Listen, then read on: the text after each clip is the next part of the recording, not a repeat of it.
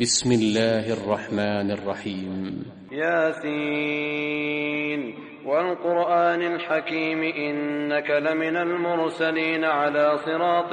مستقيم تنزيل العزيز الرحيم لتنذر قوما ما أنذر آباؤهم فهم غافلون لقد حق القول على أكثرهم فهم لا يؤمنون إنا جعلنا في أعناقهم أغلالا فهي إلى الأذقان فهم مقمحون وجعلنا من بين أيديهم سدا ومن خلفهم سدا فأغشيناهم فهم لا يبصرون